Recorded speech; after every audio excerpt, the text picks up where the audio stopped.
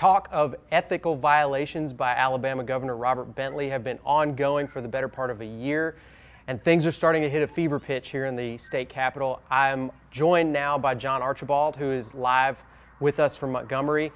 And John, just to catch us up and bring us up to speed, where do things stand right now as far as the investigation into Governor Bentley? Well, things are speeding up really quickly all of a sudden. Most of the momentum surrounds an upcoming Ethics Commission meeting in which it's widely believed that the Ethics Commission will refer the case of Robert Bentley that we've been hearing about for a year now to the Attorney General's office for prosecution, which will signal kind of a go-ahead for them.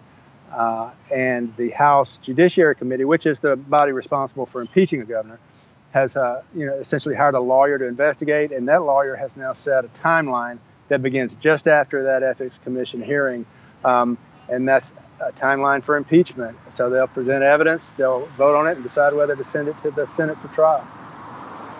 And John, the governor is asked about this story, obviously, at every opportunity that the media has. Doesn't say a lot about it, but his lawyers did speak on the topic. What are their responses so far to this investigation?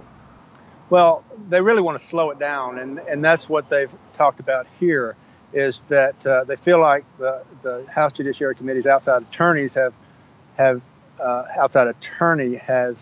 hijacked the process, in their words, and taken it out of the public domain to investigate.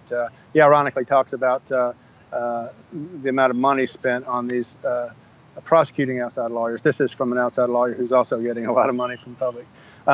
But they want to slow it down, stop it, and make sure they get due process, make sure the governor gets due process, and make sure his lawyers get a chance to interview these witnesses, or at least know who they are before they're presented to an impeachment committee.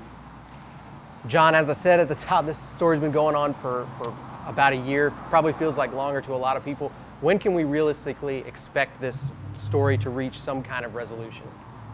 Well, after this, it depends somewhat on whether or not the committee grants this motion by the Bentley lawyers to delay it a little bit, because that will push it back. But I think there's some delay time built into the schedule.